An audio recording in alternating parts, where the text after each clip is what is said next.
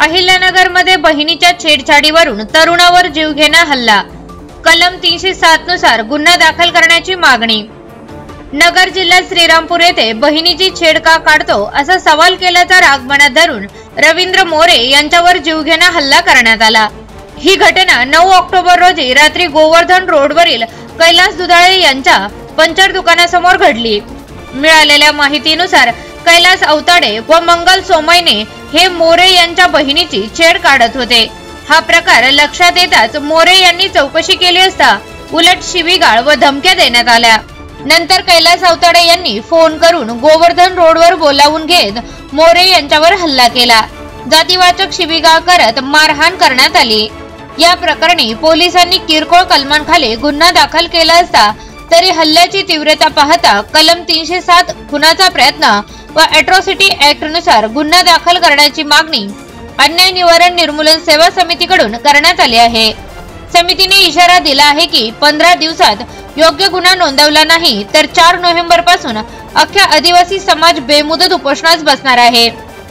प्रतिनिधी Ainul Shaikh, ATV news, Ahilyanagar. अंतर्गत असणाऱ्या लक्ष्मणवाडी गोवर्धनपूर तालुका श्रीरामपूर येथील रहिवासी असणारे श्री रवींद्र उत्तम मोरे हे एक आदिवासी समाजाचे व्यक्ती आहे, परंतु त्या श्रीरामपूर तालुक्यातील असणारे कैलास अवताडे यांनी त्यांच्या बहिणीला एका महिलेच्या मदतीने गाडीमध्ये नेलं आणि त्याची विचारपूस करण्याकरता त्यांना फोन म्हणजे विचारलं, तर त्याचा राग मनामध्ये ठेवून त्या कैलास अवताडे यांनी दिनांक 7/10/25 रोजी 9/10/25 रोजी 2:30 त्यांना गोवर्धन रोडवर बोललो आणि त्याच ठिकाणी त्यांनी जातीवाचक शिवीगाळ करून त्या मुलास इतकी जबर म्हणजे भयानक मारहाण करण्यात आली।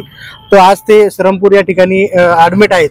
तर त्यांना जवळजवळ 10-12 टाके पडलेले आहेत आणि इतक्या म्हणजे लोखंडी रॉडनी इतकी मारहाण केली का त्यांच्यावर त्या रक्ताच्या गाठी झालेल्या आहेत। परंतु तेथील त्यांना जे अवताडे आहेत यांना राजकीय वरदहस्त असल्यामुळं जाणीवपूर्वक श्रीरामपूर तालुका पोलीस स्टेशन यांनी एक साधे कलम 307 प्रमाणे गुन्हा दाखल न करता जाणीवपूर्वक कलम 118, 352, 2-3 याप्रमाणे गुन्हा दाखल करण्यात आलाय। आज भारत स्वतंत्र होऊन इतके दिवस झाले तरी आदिवासी समाजाला आजवर सुद्धा या राजकीय आणि श्रीमंत असणाऱ्या व्यक्तींमुळे जाणीवपूर्वक त्या आदिवाशांना फक्त त्रास सहन करावा लागतोय। एक शोकंतीची बाब या श्रीरामपूर तालुक्यामध्ये घडलेली ही घटना आहे। तर आज मी ॲडिशनल अधीक्षक साहेबांना भेटलो, परंतु आज ते या ठिकाणी भेटलेले नाहीत। आम्ही ॲडिशनल साहेबांशी चर्चा करून का संबंधित ॲडिशनल चार्ज हा जो आहे तो हा श्रीरामपूरला असल्यामुळं तर आम्ही अधीक्षक साहेबांना दिनांक जर 4/11/25 रोजीच्या आतमध्ये जर त्या संबंधित अवताडे या व्यक्तींनी ज्या मुलाला मारहाण केली त्या मुलाच्या मारहाणीत वापरलेले त्याचे वाहन किंवा तिचे असणारे ते साहित्य ते जप्त करून त्या आरोपीला जर अटक नाही केली तर अन्याय निवारण सेवा समितीच्या वतीने आदिवासींच्या असंख्य लोकांसह या पोलीस अधीक्षक कार्यालयासमोर दिनांक 4/11/25 रोजी आम्ही उपोषण करणार आहोत। धन्यवाद। माझे धीरांनी विचारलं त्यांना म्हणे तुम्ही कुठे आहे, तर ते म्हणले डायरेक्ट म्हणे ते म्हणे मी ते लॉजवर घेऊन जायले। मग माझ्या धीरांनी विचारलं म्हणे 2 दिवस झाले तुम्ही कमुने घेऊन आले, ते म्हणे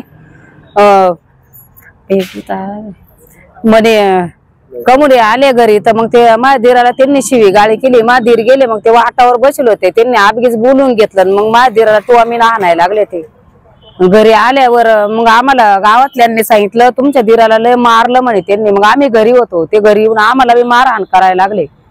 मग आम्ही पोलीस पाटलाला ते सांगितलं, ते म्हणले त्यांच्यात मिटून घेतले। आमच्याच व्हिडिओ कॉल काढायला लागले, त्यांच्या काढी नसते व्हिडिओ कॉल। आणि ते कैलास अवताडे घरी येऊन आमच्या जातीविषयी बी लय घाण बोलले ती।